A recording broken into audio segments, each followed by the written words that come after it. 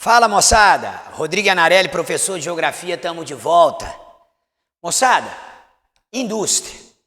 Tema bastante cobrado no Enem, bastante cobrado em vestibulares privados. E aqui a gente tem que fazer algumas analogias que são importantes, tá? Quando eu penso em indústria, cabe ressaltar a sua importância ao processo, claro, de globalização, que é o que a gente vai chamar de indústria global, tá?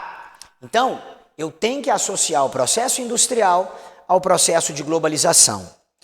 Cabe lembrar, dentro de indústria, o que a gente chama de revoluções industriais. E aí nós vamos ter, a primeira, a segunda e a terceira revolução industrial com uma possibilidade da gente enxergar hoje uma quarta revolução industrial. Mas vamos lá?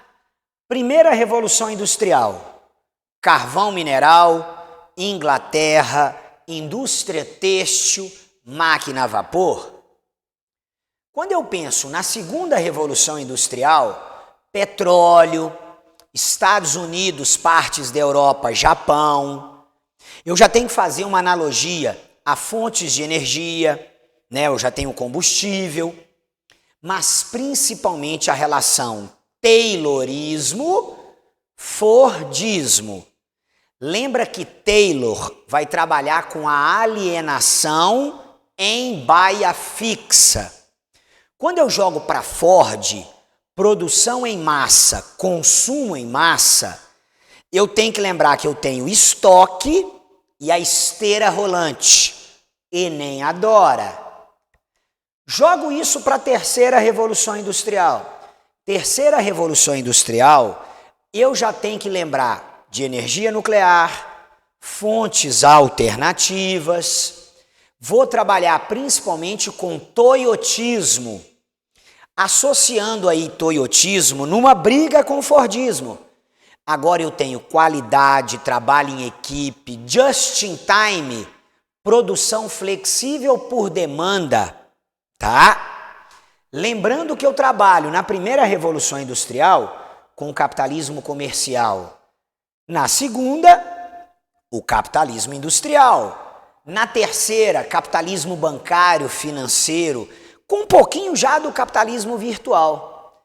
Aqui, gente, a gente já está falando dela. A indústria 4.0.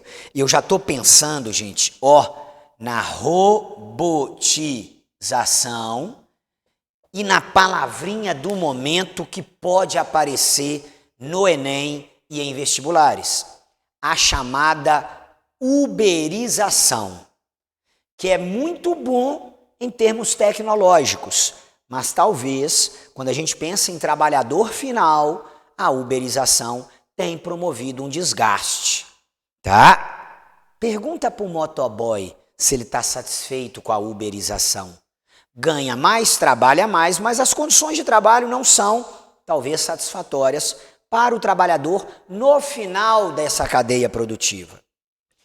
Além disso, quando eu falo de indústria, vale lembrar a relação do monopólio, oligopólio, do cartel, do truste. Vale lembrar toda a relação de uma joint venture, tá? De um conglomerado, de uma holding e de algo que porventura já caiu no Enem. Dumping, quando a gente costuma baixar o preço abaixo do preço de mercado para quebrar a concorrência. Dumping é crime, tá? Além de que, quando eu jogo indústria e globalização, não só atrelado ao processo de revolução industrial, lembra do desemprego conjuntural e do desemprego estrutural. O conjuntural momentâneo, crise. O estrutural, a máquina substituindo o homem. Tá? Jogando isso para o Brasil, a industrialização brasileira vem desde o processo escravidão e fim da escravidão. Aí a gente chega no café, substituição de importações, aí a gente passa a ter esse acúmulo de capital gerando essa substituição de importações milagre econômico brasileiro, entramos então com liberalismo e neoliberalismo, década de 90, globalização, tá? Ainda tem que ter esse carinho. O Enem ama. Você tem uma descentralização do processo produtivo, principalmente mediante incentivos fiscais. Cidades pequenas e médias crescem, a indústria se fragmenta, tá? O incentivo fiscal é um grande fator de atração e localização, mas as decisões ainda se mantêm nos países altamente desenvolvidos. Então lembrem, ocorre sim uma descentralização do processo produtivo, mas ainda uma concentração, centralização do processo decisório. Tranquilo? Tamo junto!